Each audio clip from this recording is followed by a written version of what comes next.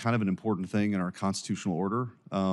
You had, kings used to affix their seal to show that this was an official declaration from the sovereign in this country. The sovereign are the people. They delegate, the authority to their elected representatives. And as you mentioned in your opening statement, there's only one person elected by everybody. So that signature, this is not just a small point, that signature issuing a pardon for someone who'd been convicted of a crime, or in the case of Joe Biden, these preemptive pardons, which are sort of unprecedented, is a big deal.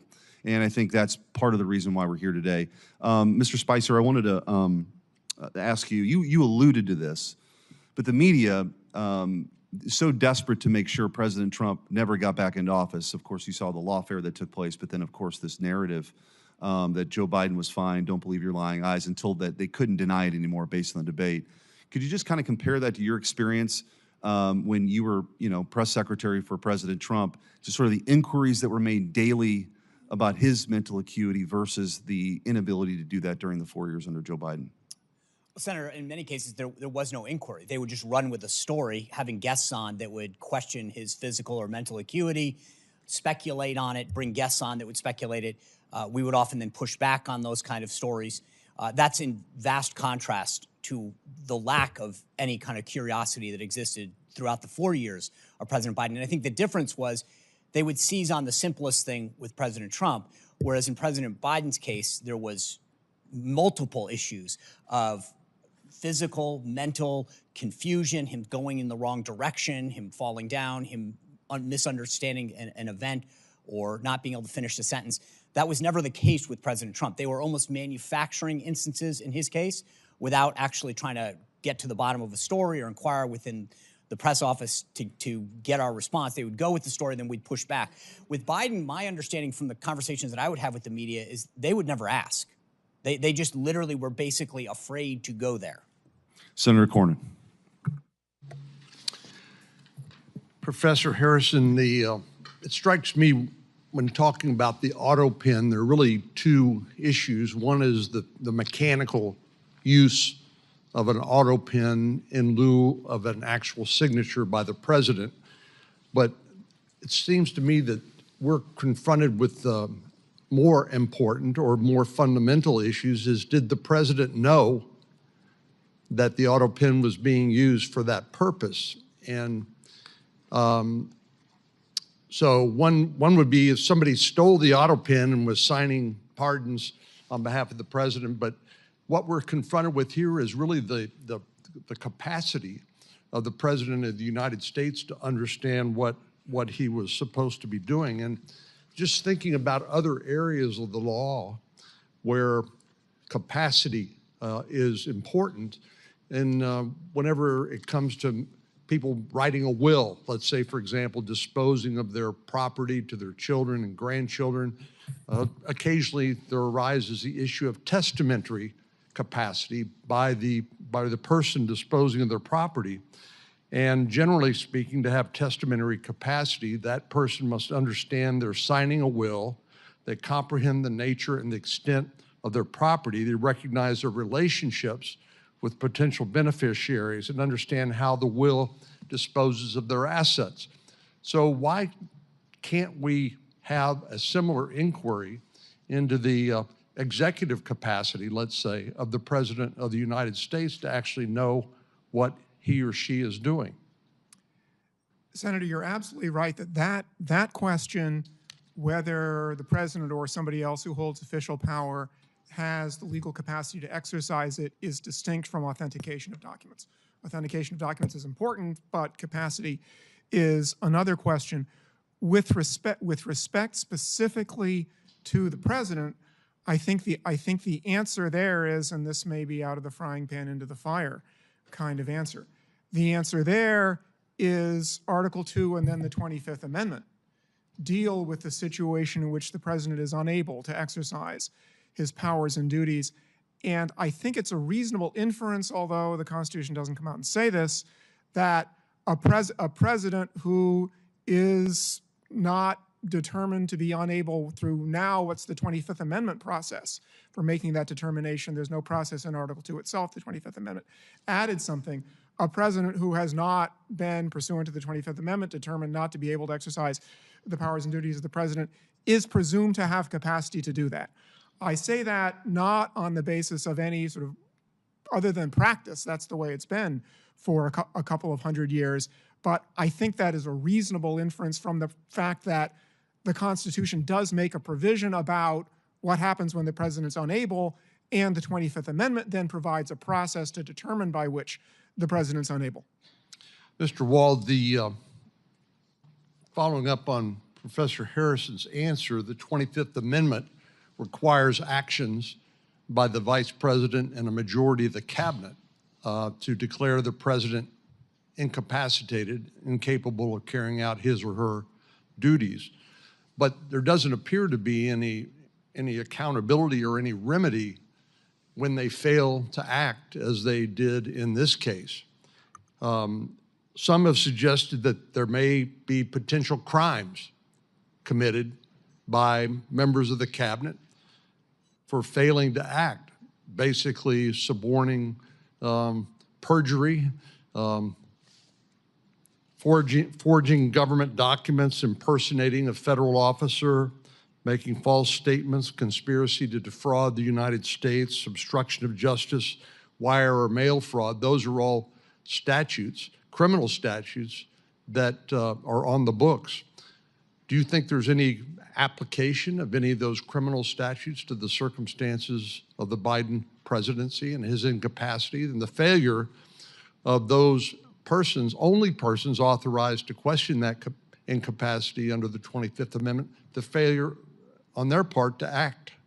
Senator, there very well could be. I mean, obviously that would be a question for a prosecutor to take up in their discretion. I will say the 25th Amendment, it's a modern contrivance, but it still is consistent with American constitutional tradition, which it assumes that officers of the United States will act virtuously and morally. And the idea that members of the cabinet would go to the length of avoiding the Oval Office so as to abdicate their responsibility to verify the appropriateness of the president's acuity or the ability to authenticate actions taken by the president. If that's not a constitutional scandal, I mean, honestly, I don't know what would constitute such. So yeah, I mean, I think there could be the potential for crimes, but moreover, the 25th Amendment can only function in its procedural mechanisms if people are actually willing to call a spade a spade. Senator Britt. Thank you, and I really appreciate Senator Cornyn, Senator Schmidt calling this hearing. This is incredibly important. I mean, you look at what the administration did, you look at what the Democratic Party did, you look at what the legacy media did. It is absolutely inexcusable. It is not only dangerous, it's disgusting.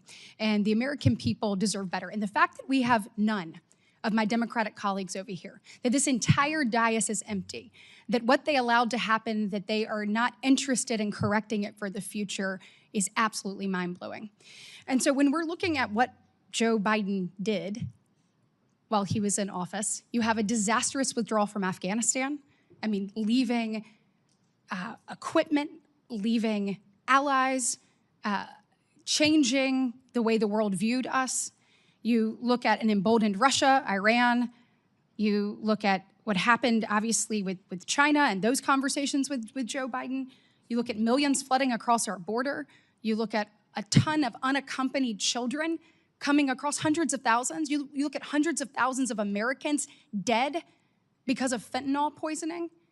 You look at record high inflation. Who was in charge? And the fact that not one Democrat colleague can show up and try to get answers to that, I hope the American people see that for exactly what it is. And so my questions to you is, how do we prevent this in the future? So we know that the 25th Amendment in the 1960s, we take a look at that. Section 4 was purposefully vague to allow for some flexibility. Clearly, it either didn't work or we have some people we need to hold accountable for not stepping up. So I want to know from you all, what do we need to do? Do you think that there need to be more guardrails when it comes to Section 4? Do you think that we need some more standards to evaluate that? And if so, what should those standards be? And Professor Harrison, I'd like to start with you. Senator, this is the question about further implementation of the Section 4 is one that has not received a lot of attention because fortunately, the country has not needed it very often. I think that this is a situation in which Congress's power is pretty limited because the Constitution, by design, put a somewhat vague but nevertheless meaningful concept, which is ability on the part of the president to and act it also means in the good hands of a faith. political process. That's the Yes, last thing and I'll good say. faith. Yes. And I don't Yeah. think, Yes. obviously, we don't have that here. Mr. Ward, do you have any opinion on that? Yes, Senator. So you said, should we hold folks accountable and should there be some reforms? The Yeah. answer would be both. Yes. So, your colleague on the Democrat side who did attend, Senator Welch, said, hey, this is just kind of retrospective. We need to move on. I would strenuously disagree with that. The only ability to move forward is if there's an accounting of what was undertaken under the Biden staff, the Biden personnel, the bureaucrats, and the cabinet. And one thing I'll just say is this very issue was debated by Republicans in 1988 in the Miller Commission report at the University of Virginia. Republicans had the open and honest, transparent discussion about the end of the Reagan presidency and whether or not there were other guardrails that needed to be imposed on the 25th Amendment. Some discussions were about the inclusion of a mental health professional on the White House medical team, whether the Surgeon General should oversee the inclusion of medical reporting as part of Section 4, Clause 4 of the 25th Amendment. All I'll say is all of those things have been set aside. There has been no legitimate discussion in the years since about how to make the 25th Amendment more robust and how it could actually operate in the instance that the president Right, and do we lacked need to capacity. more clearly define what unable means in the 25th Amendment? Oh, I think most certainly, and I think there should be. Look, the other issue, and a number of legal academics, former colleagues of Professor Harrison, have taken this up over the years. Professor Calabresi wrote about this 20 years ago, that there needs to be a more precise definition. And there are lots of issues related to succession. There clearly does, because even from all of us from the outside, we're saying there is a problem. And the fact that we could get no one on the inside to actually take a look at what they already knew to exist and then be able to hold them accountable, we have to have other guardrails moving forward. And that is absolute. So we need to be talking today about what those guardrails are. I have a question. I'm running out of time. It's two things. One, senior staff. So I have been a senior staff member. You take an oath when you get to come and work in this body. You want to make sure you're doing what's best for the United States of America, for the state you serve, all of the things. Is there any way to hold senior staff accountable for either helping to cover up and or moving people to the side? Because it is clear that there are people within this administration that saw that, and they should be sitting in front of us today answering the question of why they turned their back on America, because that's exactly what they did. And so whether it's secretaries, whether it's people in the administration, or whether it is senior staff, we deserve some accountability and we deserve some answers. And then my last question will be for Mr. Spicer, legacy media. How in the world do we hold them accountable? If all of us on the outside can see it and we are saying, get to the bottom of this, but yet they refuse, what mechanisms should we put in place to be able to hold them accountable for not actually following what is clearly in front of them? Senator, you're asking the right question. When it comes to accountability, it can't be overstated. When the Biden White House stripped 440 White House hard passes from independent journalists, they were attempting to control the narrative, to make sure that no one who wanted to hold them accountable was silenced. Part of what I think this administration has done so well is bringing in new voices, people from disparate backgrounds of all sorts, to ask the White House press secretary, to ask the senior staff, and to be able to hold them accountable. Part of it is allowing other voices in the media. We've seen what the legacy media did, but that's why I think the growth of independent media is so healthy for our democracy, and we need more of it, not less. Thank you. And then the senior staff question, please. Yeah, look, Senator, senior staff from the first Trump administration were brought in before committees and investigated for their participation in drafting the president's remarks on January 6th, for drafting a speech.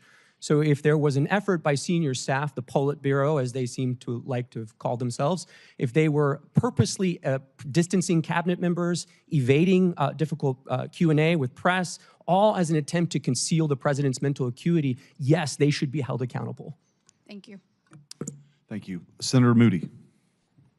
Thank you, Senator Cornyn, Senator Schmidt. Appreciate you holding this important hearing.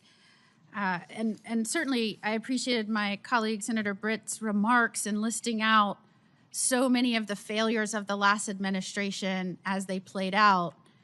I think Americans, yes, sat horrified as they watched these events unfold, but at the core of those failures were bad policy decisions. And the truth is, you know, people talk a lot about the end of the Biden administration and his debate performance. But those of us that were involved of the repercussion and the consequences of some really bad, irresponsible, reckless, I would say dangerous policies, and were involved from day one of the Biden administration, we started questioning immediately who was making these decisions because they were so disastrous for the security of this nation and the safety of our people. So I would say from day one of the presidency through all 4 years, this was a legitimate question, and every single failure that Senator Britt listed was the consequence of a policy decision. When I was the Florida Attorney General, one of the very first executive actions that came out undid both Republican and Democrat presidential precedents of saying, if someone is here in our country and they're here illegally and they are committing serious felonies, we are deporting them. And actual priorities were that those were the ones they went after first. And one of the very first actions that came out of that White House was they abandoned that both Democrats and Republican presidents had enforced and released to all law enforcement around the nation that they were no longer going to make that a priority. When sheriffs were calling and pleading with us to take these people from their jails and not make them release them back into the communities, we would try and communicate this, but indeed they were canceling detainers and releasing these people into the communities. They were taking people that were brought here from other countries, brought here only to prosecute because they were a danger to our nation and our people. And instead of deporting them after their prison sentences, they were pushing them into the United States. And I don't think it should be lost on anyone that just yesterday it came out. You know how many the Trump administration pushed into our interior in the last 4 months? Full month? 0. And I want you to compare that to a month of the Biden administration where hundreds of thousands of people, barely vetted, if vetted, were forced into our nation's interior. And you've seen these consequences play out. It's not just rape victims, murder victims, robbery victims. We've caught people here that's from foreign nations that are on the terrorist watch list that can cause some of our nation's biggest tragedies and devastation. That is the undermining of what a commander-in-chief is supposed to do in those policies. We saw it day one, and that's just one example. And it played out for 4 years. So I think one of the reasons that you see not one Democrat in this hearing room right now asking these questions is because how do you defend the indefensible? What are they going to say? I mean, there has never been a more reckless, negligent administration that I can remember in my lifetime. And as an attorney general, as the wife of a law enforcement officer, as a federal prosecutor, as a judge, I sat horrified that that was the person that was in charge of our safety, our commander-in-chief, in charge of our borders. And I know, Mr. Wold, you have talked about the danger in executive actions being pushed out when somebody's not in charge that understands how it's affecting the safety of this nation. I'm sure based on your prior experience and some of the things that you saw being pushed out, I often thought, this is a radical aide's dream. You have a commander-in-chief barely paying, probably not able to pay attention, and they're pushing out policies left and right. Tell me in your experience if you noticed anything where that could be the case coming out of that administration. Yeah, thank you, Senator. I mean, I think on the immigration score itself, so many of those sort of special powers exercised by President Biden on parole, on temporary protected status, they require the president to do those in his own name, correct? It's a case-by-case evaluation performed by the chief executive. And so I think in reviewing some of those, when I was sitting on the sidelines, the question I had was, what does the paper process look like for that? How did DHS work that up? How did it go through the staff secretary's office? And what was the president briefed on as far as the policy considerations tied to some of these decisions to bring in violent criminals from Haiti or Nicaragua into the interior of the United And States? it's the concern you when you learned, and we are now uncovering that cabinet officials were kept from meeting with the president for months at a time.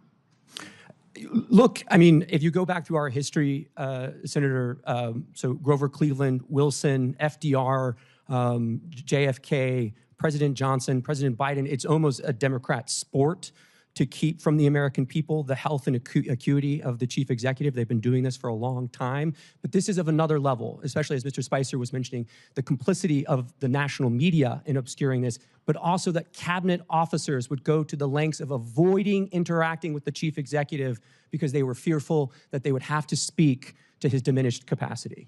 And I'm running out of time, and it was of particular concern that the media seemed to never ask him about executive actions and policy. Favorite flavor of ice cream? Yes. Why he was pushing dangerous criminals into the interior of this nation? No. And that is why I think this hearing was so very important.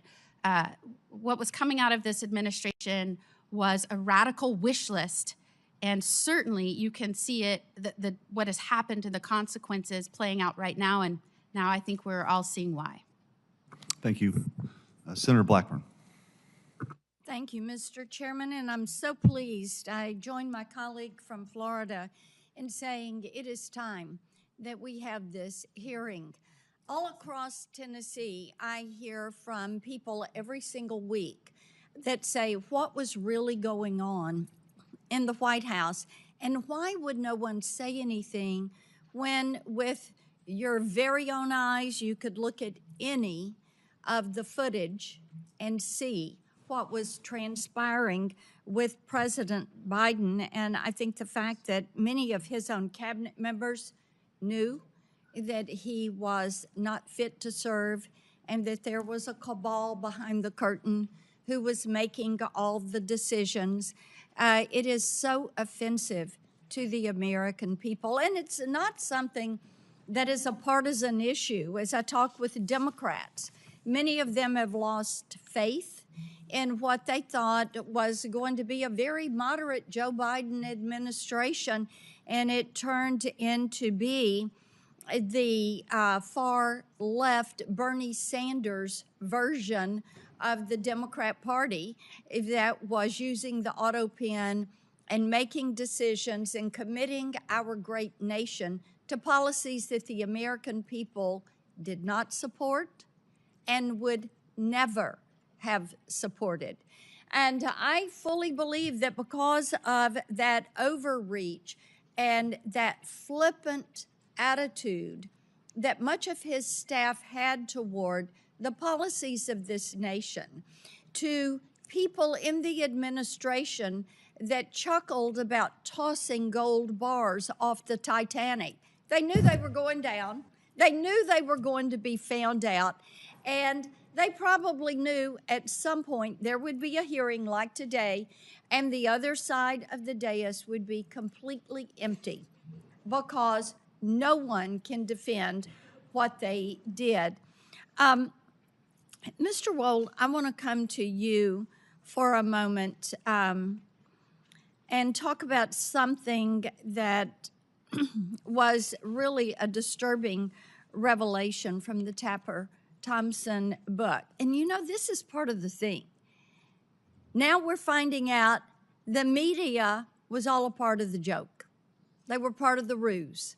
They were part of the fraud that was pushed forward. A Biden staffer told the authors that Biden just had to win and then he could disappear for 4 years. That's all they needed to do. And, you know, it is, the following statement was, he'd only have to show proof of life every once in a while. And as I had a Tennessean say to me, when they had actually downloaded this book and read it, and then they said, you know, how stupid do they think we are? And the disrespect this administration showed to the American people.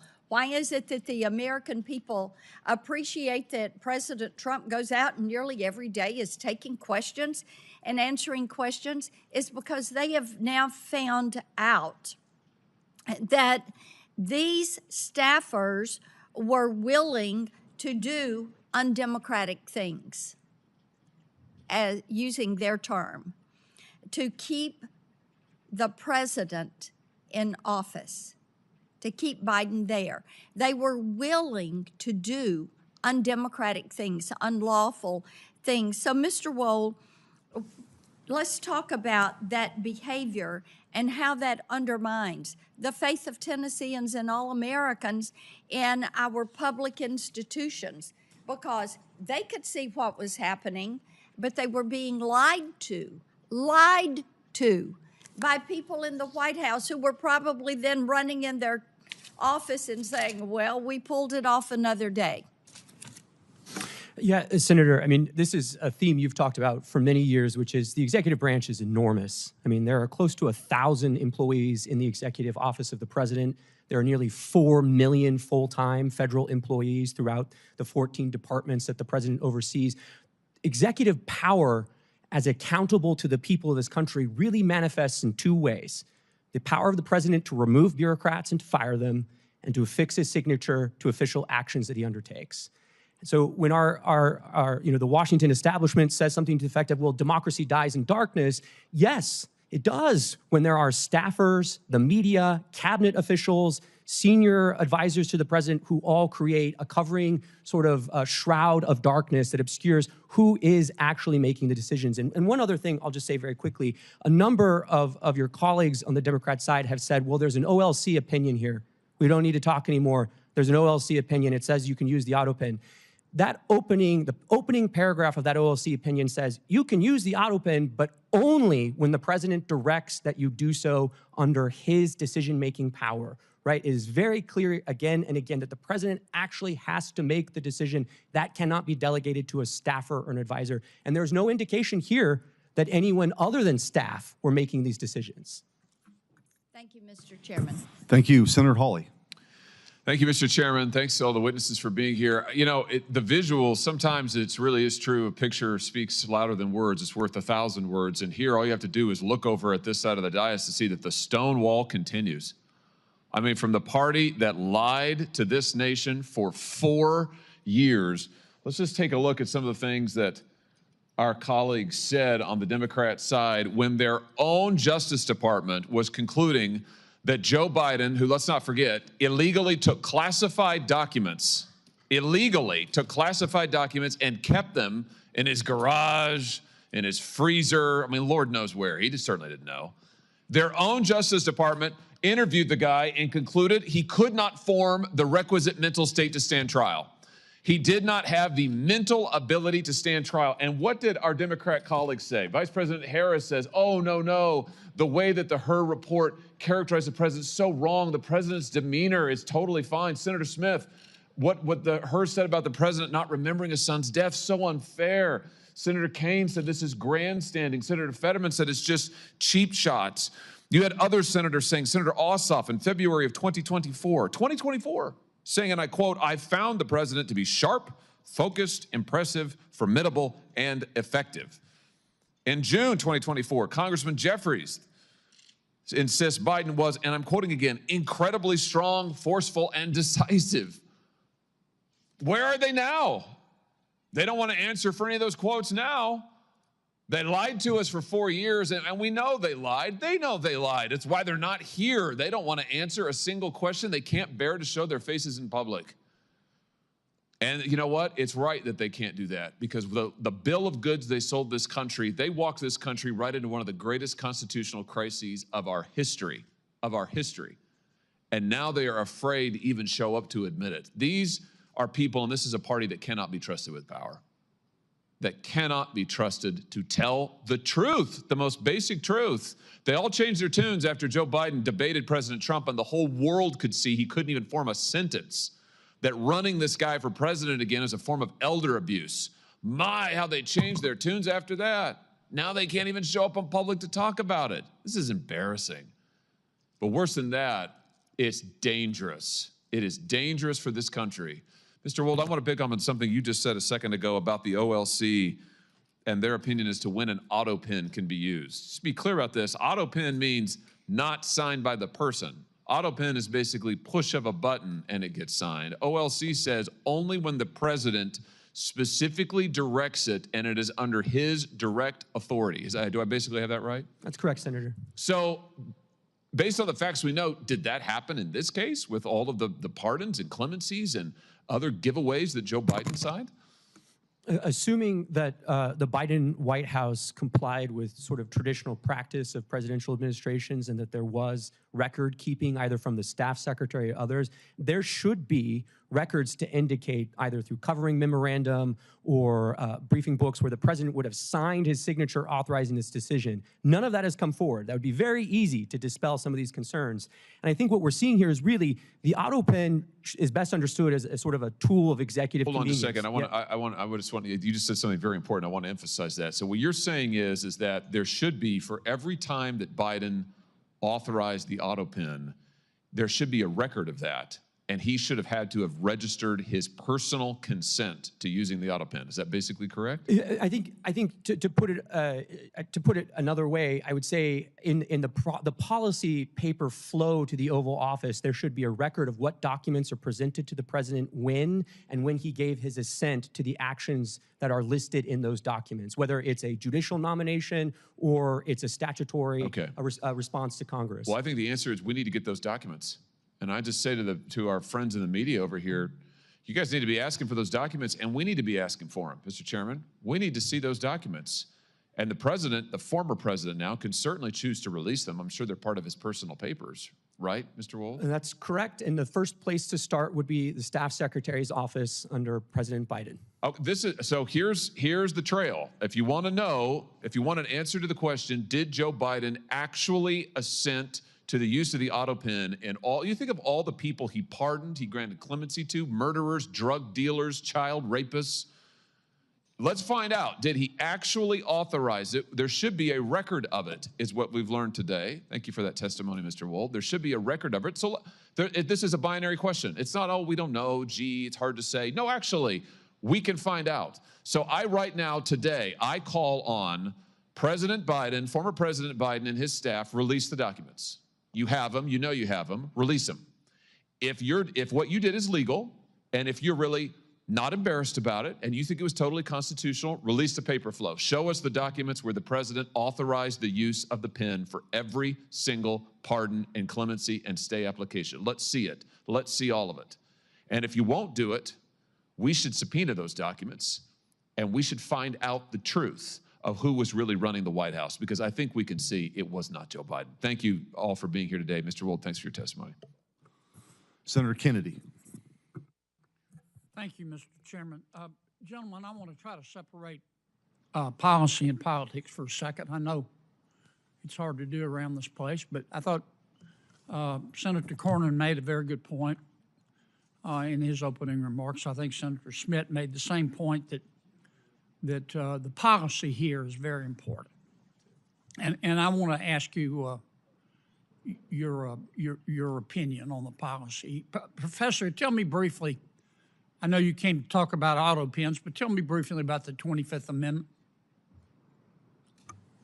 Well, Senator, the 25th Amendment provides the process by which to implement a principle that's in the original Constitution, which is when the president's unable to exercise the powers and duties of the presidency, somebody else exercises them, starting with the vice president. The 25th Amendment sets up a process by which, if there's a question whether the president is able to do that, the vice president and the heads of the executive departments can temporarily basically put the vice president in as acting president, and then Congress ultimately decides the question. Well, the standard, is it not, Professor? The standard is disability of the president. Is that correct? Unable to exercise the powers and duties. Okay. Yes. Here's what I would like your opinion on, and the opinion of these two gentlemen here. You have all been staffers. You've worked in government. You've had a boss.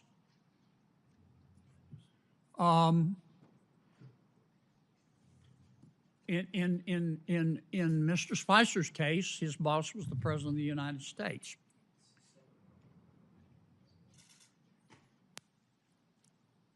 Let's suppose the President, you were using your experience as a staffer. You were working for the President, any President. Hypothetically a President. And let's suppose the President started talking like he was from outer space. Let's suppose the President became fatigued very easily. He couldn't finish a sentence without taking a nap. Let's suppose the President, he was just physically in bad shape, mentally and physically. Mentally, he may or may not have, you're not a doctor, neurodegenerative disease, but physically you can see you could bake a Thanksgiving turkey in the time it takes him to walk across the stage. What is, do you think, as a member of his staff, what do you think is your moral obligation to say, wait a minute, the President can't do the job anymore? I know you're loyal folks. You believe in your president, this president, whichever president. I'm speaking hypothetically. You're loyal. You want to be a good staffer, but you also have a moral obligation. How do you reach that decision, Professor? And I'll go to each of you. Senator, I think the first thing you would have to do in a situation like that is exercise your own judgment. How serious is this problem? Because everybody has moments when they lose focus, it happens. But if somebody thinks this is a really serious problem, I think the first thing to do is the most difficult, which is to say to the President, because the 25th Amendment also provides that the President can say, I'm unable to exercise the powers and duties of my office. And suppose the President That would be extremely says, difficult, but I think it should be look, done. trust me, I can. And it's clear to you that he has neurodegenerative disease and he can't. What do? Do you have a moral obligation as a staff member to go to the American people and say, we've got a problem here, it may cost me my career? Senator, I think at that point you have an obligation to talk to the Vice President, okay, who is in charge of the Section 4 process under the 25th Amendment. What about you, Mr. Wald? Do you have a moral obligation? I understand you want it to go away, you want to work it out with him, but you can't. When does a staffer have a moral obligation to stand up and say he can't be president anymore, she can't be? Well, Senator, the 25th Amendment only works if individual staffers or officers of the United States exercise that kind of moral judgment. That's what I'm asking you. Yeah, so I think always, as the professor said, the presidency is an enormous burden, so it would be not one instance, it would have to be several instances of a failure to exercise judgment. How do you make that decision? You're the staffer, I get it. Yeah, well, I think it begins with prayer, of course, but after that, I think it's conversation with other staffers, and if you're unable to confront the president or to raise the issue with the vice president, you should resign. What about you, Mr. Spicer? Do you stand up and do it and tell the truth and run, or do you have a greater obligation to your boss? Well, luckily I didn't have that problem, but I would say that you have a moral obligation as an American, as a citizen, as a human being. If the leader of the free world cannot conduct themselves to make the decisions that are critical to this country and to the world, you absolutely have a moral obligation to follow the chain of command, and if they don't act, then you must. Do either of you gentlemen disagree with that? Professor? Senator, I think acting means talking to the people who have the responsibility or in a position under the Constitution to do something. You don't with the agree with situation. Mr. Spicer? Senator, I'm not sure exactly what he has in mind, other than talking to the people who can make the decision. I'm just trying to ask. So you've all been staffers. Suppose you go to everybody you're supposed to go to, and they all say, "My advice to you is to shut up." Do you have a moral obligation as a staffer to say, look, this person can't be president of the United States. It isn't policy. He physically can't do it. Senator Kennedy, it's not a question of whether a staffer has that obligation. It's whether you as an American have that obligation, and I think each and every one of us does. Yeah, but you can see it. An American can't. Professor, what do you think? Senator, I think there are situations under which someone in that position should speak publicly, but I also think that the views of a single individual who is not the person who is constitutionally responsible for taking measures should be considered by the public as just the views of of one individual who has some information about the subject. Thank you, Mr. Chairman. Thank you. Senator Tillis. Thank you, Mr. Chairman. Gentlemen, thank you for being here. Actually, the fact that this is in the past kind of reminds me of that scene in Lion King where Rafiki, the andro, hit Simba on the head and said, "Doesn't matter, it's in the past." I hear, I could see where my Democrat colleagues would like to use that argument, but it mattered. And for me, I met President Biden as Vice President Biden when I was sworn in. He literally sworn me in 2015. And I've had several interactions with him over the years. There's no question that there was a significant degradation in his cognitive abilities. Probably the last time I spent much time with him was at a NATO summit. And I do think there are a lot of legitimate questions to be asked about who may have been tending the store, and I believe we should get to the bottom of it. But I want to look to the future. And back when this discussion was going on, I was suggesting the 25th Amendment. We know what the 25th Amendment does. Professor, I'm kind of curious about why, and with due respect to my colleague from Louisiana, this is a hell of a burden to place on a staff. Mr.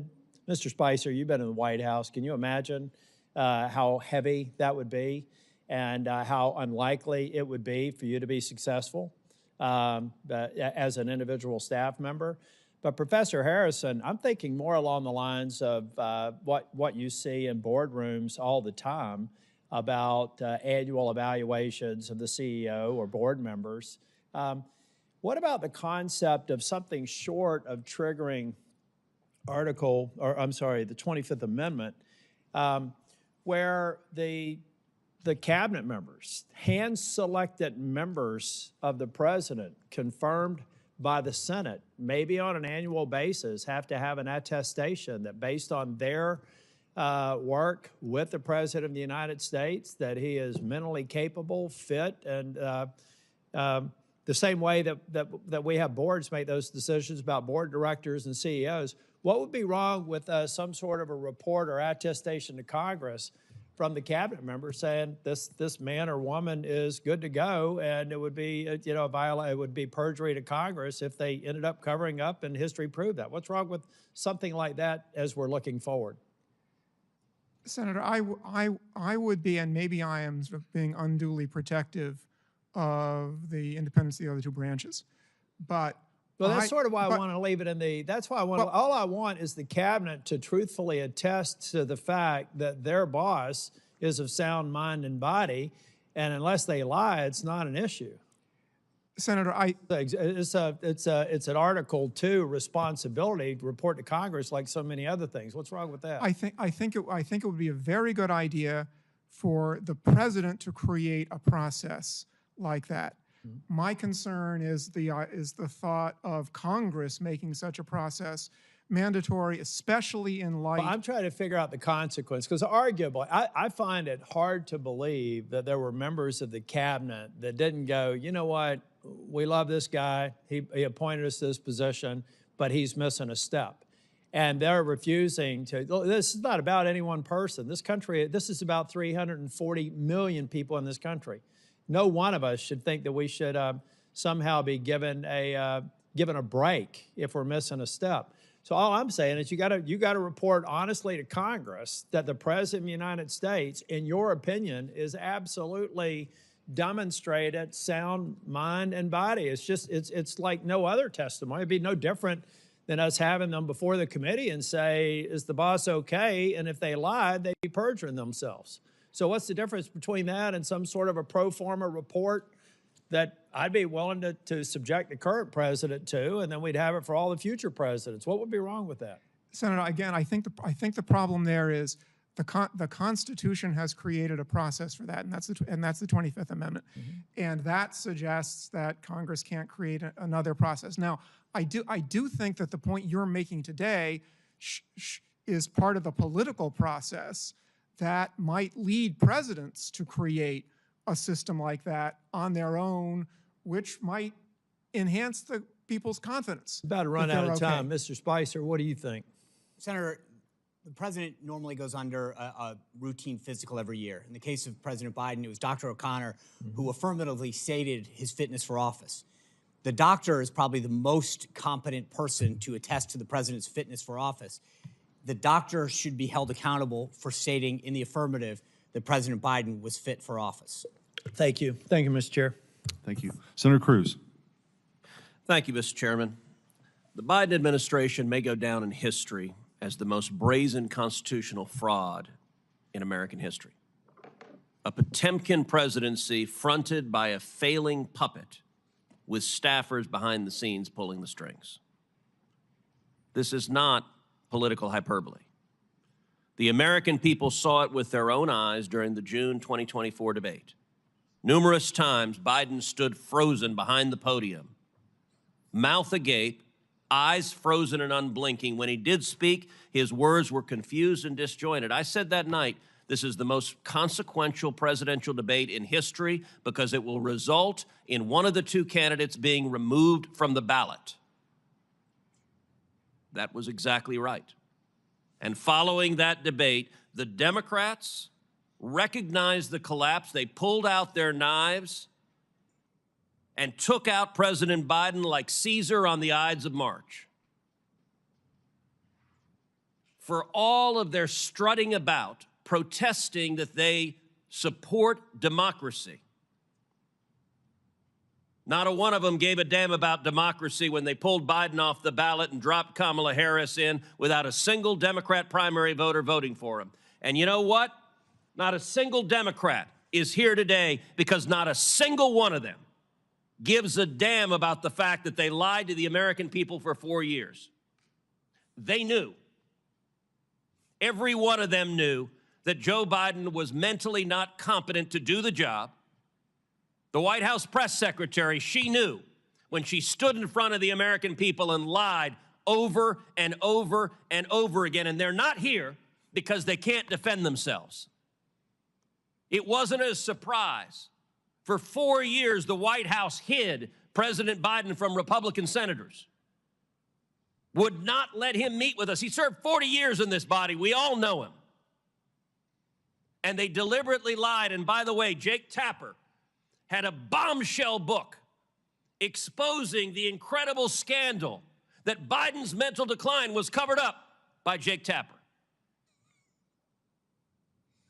There's a Yiddish word, chutzpah. And that truly is chutzpah. How dare we lie and cover up what we all knew? Now, I have been asked literally 1,000 times by Texans, who was running the country? And I'm going to give you the most terrifying answer. I don't know. I genuinely don't know. And not a single Democrat here cares. The most telling proof of Biden's decline came with the signature of the president, the symbol of executive authority that was outsourced to a machine. Mr. Wold, you're a lawyer who served in the White House counsel's office. You understand the gravity of presidential action. Does the president's signature carry legal and constitutional weight under Article 2? Yes. Is the act of signing an executive order or signing a law or granting a pardon a delegable duty of the president?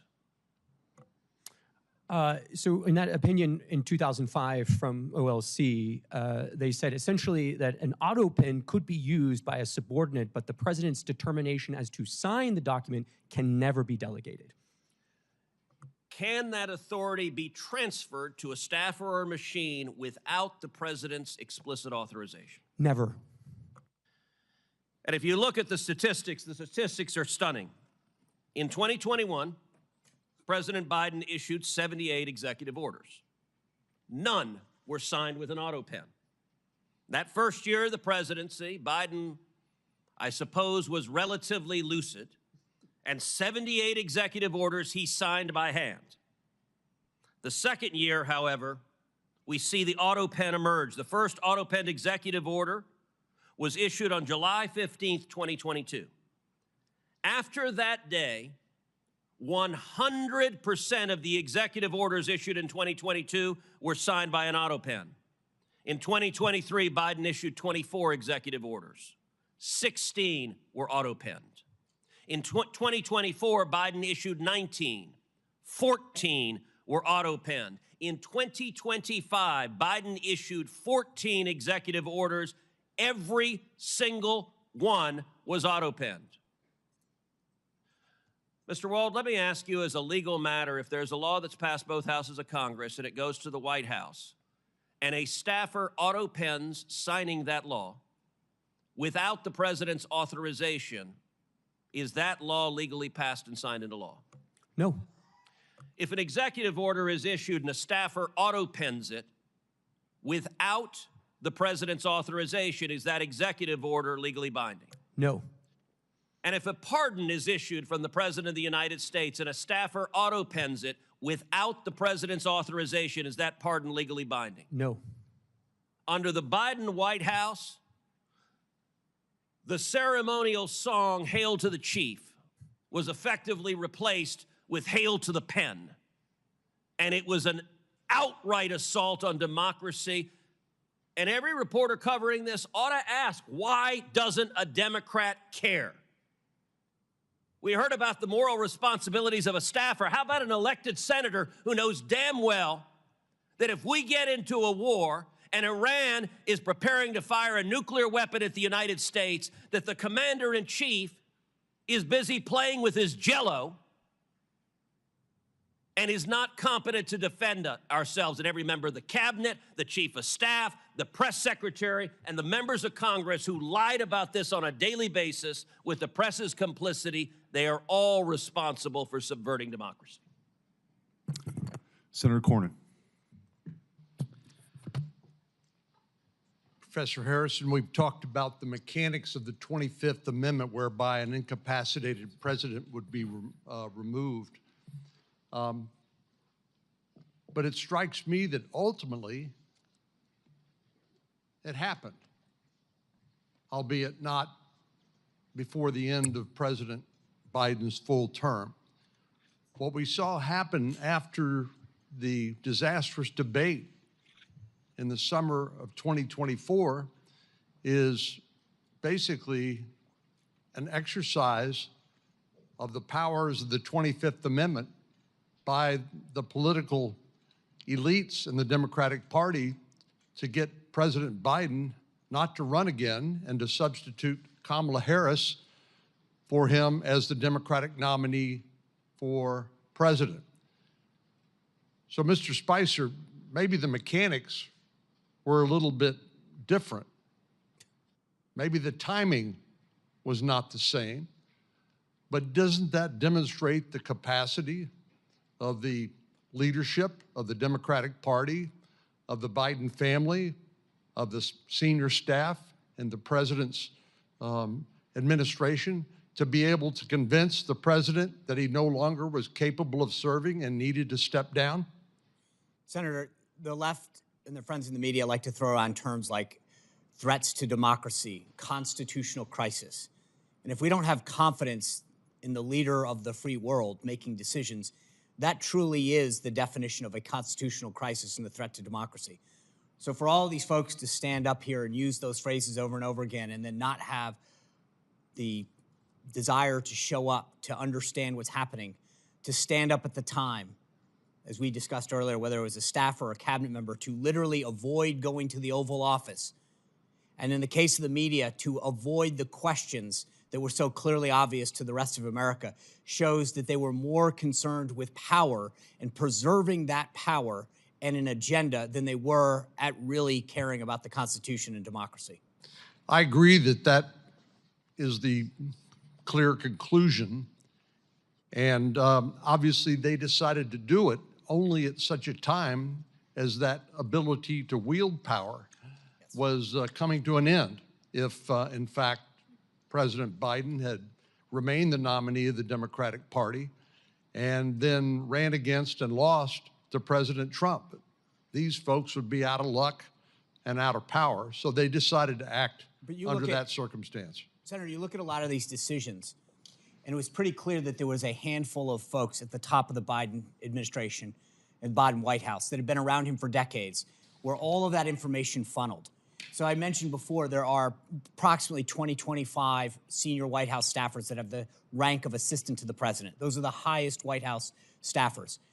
I would bet that only a handful of them ever interacted with President Biden on a daily basis. The rest of them had their communications funneled through other people. If the press secretary, the communications director, whose job it is to speak on behalf of the principal in lieu of them being able to talk or communicate, don't have access to those individuals at the senior most level, then what good are they? And I would argue that while many times we heard people in the press and on the left accuse the Trump White House of quote unquote lying, for them to go out there and talk about the president's stance on issues, what President Biden thought or didn't think on a personnel issue, a policy issue, when in fact they had never spoken to him, is in fact the epitome of lying. One of the most consequential actions or inactions of the Biden presidency during 4 years was his failures to secure our southern border and to deal with illegal immigration. I have in my hand examples of the Biden immigration proclamations and executive orders, and there are a lot of them, as you know. They also include things like granting temporary protected status to large populations of immigrants, particularly from countries in Central America, rescinding Trump administration policies when it came to enforcing our laws at the border, granting parole, which is essentially a permission slip to enter the country in a way that would otherwise be illegal. And Mr. Chairman, I'd ask unanimous consent that this document be made part of the record as an example of the sort of consequential border security and immigration-related measures that President Biden purported to sign. Without objection. Mr. Wald, I do want to follow up on a couple of things with you and Mr. Harrison and also Mr. Spicer. Under the Presidential Powers Act, we could have a special access request, correct, to the archivist to find out what assent was actually given by Joe Biden on the Autopen. Is that your understanding? If they kept records, right. Yes. Right. Well, I think that will be something we will be pursuing. Professor Harrison, I wanted to ask you, sort of on the Article 1 branch's role, and I think I understand your concern when you say the president could do something. You're dealing with sort of a separation of powers issue is sort of what I'm reading into that. So the Article 1 branch can impeach for high crimes and misdemeanors. Should the Constitution be amended, in your view, to deal with this incapacitation? So impeachment would be a vehicle beyond just the 25th Amendment, but impeachment would be a vehicle to deal with these issues. Senator, there's a long-standing question about whether impeachment is appropriate for inability. There's been questions right at the beginning of the Republic about a couple of judges who were in very poor shape. Not that they'd committed crimes; they were impeached and removed, and there were doubts as to whether impeachment was appropriate for that because there was problem. Their problem was age and inability. So you're absolutely right that there's a doubt right now whether the impeachment process, and it goes back a long, long way, whether the impeachment process is a way of dealing with inability as opposed to misconduct. It's clearly primarily directed at misconduct, and I think that if members of Congress are thinking about an additional constitutional amendment, and maybe they should be, they should think both about adapting the impeachment process to inability, which, as I say, right now it's not clear it's properly used in those situations, or creating yet some other political process to deal with presidential inability if lawmakers think that the political process that's in sections 3 and 4 of the 25th Amendment is inadequate. The last thing I'll say, just as a policy matter, and this is not speaking on the legal question, I do think it's important that any decision about presidential inability remain something that's decided by politically accountable people, that it's treated as a political decision. It can't just be a technocratic decision. Mr. Spicer, you've criticized the corporate media and legacy media folks for sort of lying down here or being complicit because of their, whether it's Trump derangement syndrome or whatever the reason was. Who specifically do you think gets a gold star for lying most profusely and just sort of continuing to cover this up over the years? Sir, that would be like a photo finish. There'd be a lot that would probably right there at first place. They're all culpable. I mean, I read some of the headlines to the committee earlier, the Washington Post, CNN, NBC, where they, without evidence, to use their phrase, went after President Trump's physical and mental acuity, and yet failed to ask similar questions of the White House press office publicly. They failed to cover the stories. I don't think that there's a winner. I think they're all losers. Thank you. And then we'll sort of wrap up here with Professor Harrison and Mr. Wold. So moving forward, we mentioned maybe possibly amending the Constitution or further exploring whether incapacitation is an impeachable, if impeachment's a remedy. What other, in your experience, what other things moving forward could be done to make sure that this scenario that we saw play out over the last 4 years never happens again? Senator, I think the most important thing that can be done is something you're doing right now, which is draw public attention to this problem, and so give presidents an incentive to take steps that will reassure the people that they are sound and able to perform their functions. Mr. Wall. I would agree with the professor and just add that there should be some accountability for the staffers and the officers of the United States who acted to conceal and to cover up the president's incapacity from the American people. One other issue that's tied up in sort of this bundle of incapacity, impeachment, is also succession, and that's something so many have written about extensively over the years. We are very blessed that we have never had a double vacancy with the president and the vice president, either because of terror attack or misconduct. That's something that legal scholars have said for many decades, that Congress really has to work on that. And I would add, yes, in fact, that's something you all should take up with some seriousness. May I say spontaneously, yes, please? Okay. Well, I want to thank the witnesses for your testimony here today. Written questions for them may be submitted for the record until June 26th at 5 p.m. And with that, this hearing is adjourned. Thank you.